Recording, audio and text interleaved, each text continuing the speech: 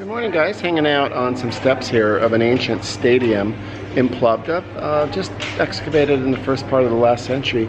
It is one of the oldest stadiums in the world, built 1st century AD by the Romans. And anyway, just one of many things we've been looking at today in Plovdiv, which is a pretty cool place. Let's take a look.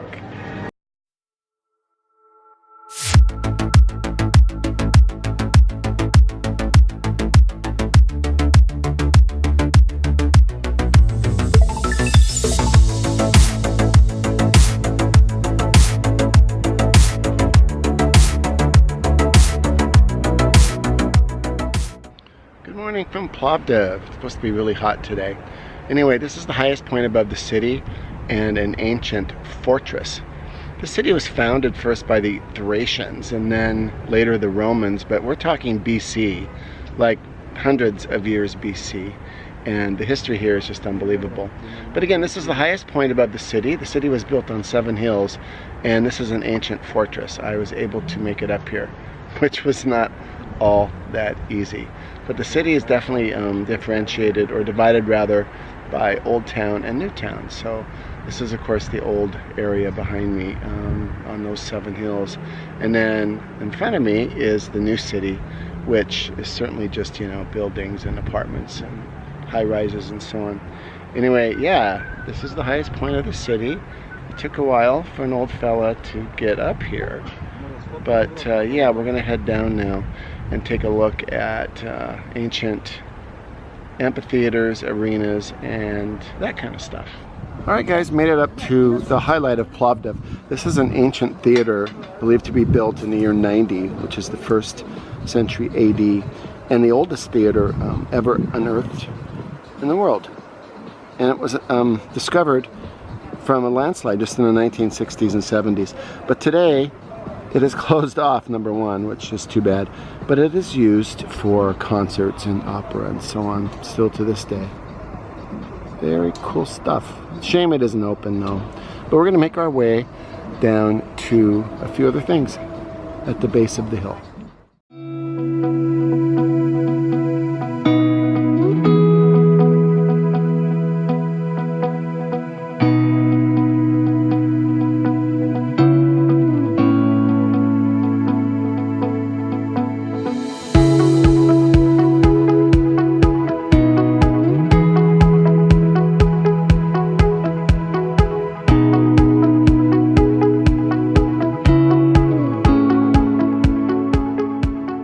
Here, a little bit more towards the center of town, is the ancient Roman stadium, not to be confused with the theater, which was unearthed just in the early part of the 20th century, and yeah, and excavated and so on throughout the 20th century. But what I find funny is it's just under the main pedestrian street of Plovdiv, and I guess that stretches way underneath and to the left here, so we're going to try to figure that out.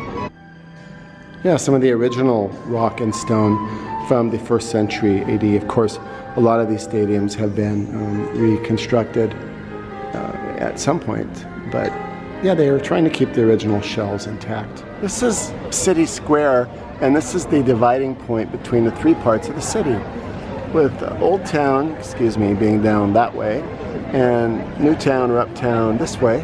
And then back here is what's called Kapana, and there's lots of bars and restaurants, and they said hipster little nightclubs and so on. So I'm gonna head down there and see what's up for lunch. Yeah, talk about ancient Roman ruins everywhere. This little area right here is all fenced in, and my Airbnb host was talking about it. But anyway, yeah, my Airbnb is right around the corner from that building, so these ruins are like right there.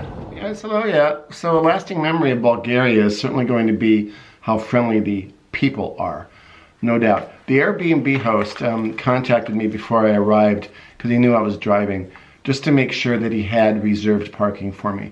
Well, this is his idea, or was his idea, of reserved parking.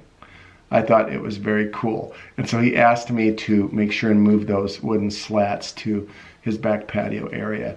but everyone's just been that friendly. I mean, I was walking around with my map, and this guy just walked up to me and said, "Hey, are you looking for something?" And I said, "Yeah, just trying to, you know, make my way around to Old Town."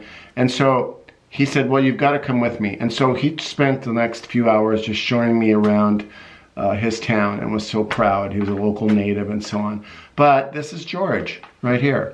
And so, yeah, we had just a blast walking around, had a beer, and hung out for a while. But anyway, yeah, lasting memory of Bulgaria will most certainly be how friendly the people are. So I want to leave you guys with a quote from Rick Steves about Bulgaria.